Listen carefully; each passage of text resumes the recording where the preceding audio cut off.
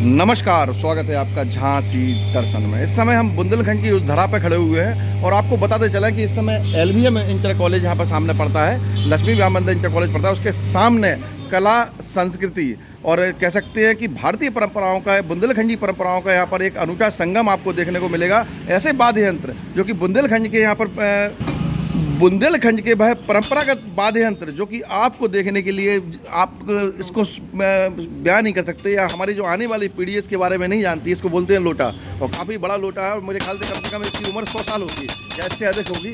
और इसे कहते हैं डपली। और हमारे यहाँ पर भाई से खड़े हैं, डपली बोलते क्या बोलते हैं? इसको बोलते हैं खंजड़ी। और ये हमारी लोक कला संस्कृति विरासत की एक अनुपम उदाहरण है। और सबसे खास बात इसके ये तो सबसे ज़्यादा प्रसिद्ध है लंगड़िया। लंगड़िया बोलते हैं इसको, बताइए।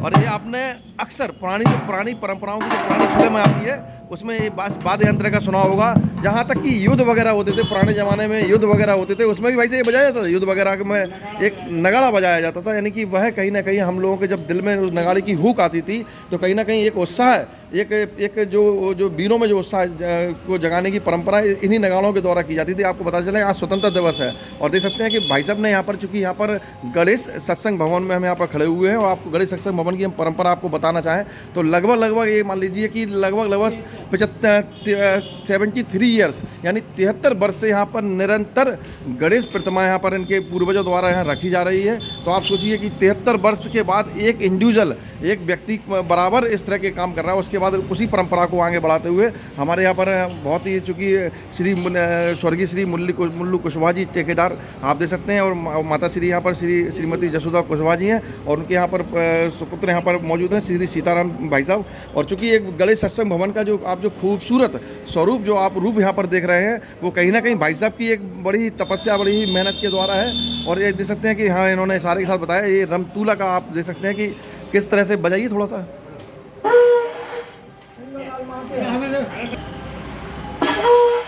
और रमतूला, चूँकि ये बहुत ही परंपरा, पुराने राजा महाराजाओं के ज़माने की ये परंपरा एक इस तरह से अभिसात करती है। और उसके सबसे खास बात, यहाँ पर 2 किरदार खड़े हुए हैं और इन किरदारों के लिए विषय में क्या कहें। आपके मुंह से अभी लाइट जल रही थी, वो करके दिखाएंगे आप, जो भी लाइट जला रहे थे, लाइट। हाँ, वो ये देख सकते हैं कि इस तरह की वेशभूषा पुराने ज़माने के लिए, जब पुराने ज़माने में कुछ चूँकि इस तरह के आर्केस्ट्रा या डीजे वगैरह नहीं होते थे, तो इसी तरह से पुरानी परंपराएं ही इस समय लोगों के मनोरंजन के लिए, लोगों का उत्साह बढ़ाने के लिए और लड़ने के लिए हर तरह से जहाँ लोक कला संस्कृति युद्ध, यहाँ तक कि बुद्ध की परंपरा को भी आत्मसात करने के लिए, इस तरह से बढ़ावा देने के लिए काम करती थी। और देख सकते हैं कि इस तरह से मनोरंजन के लिए पुराने ज़माने में इस तरह से बनते थे। क्या नाम है आपका?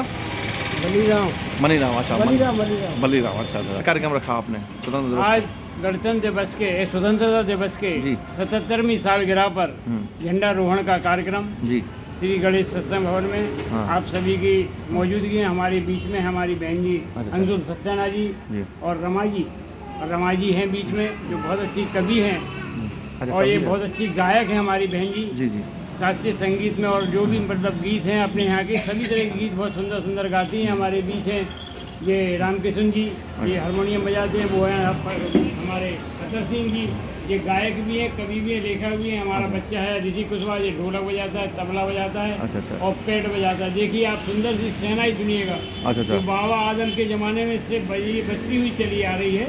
बहुत अच्छी धुन होती है शहनाई की। और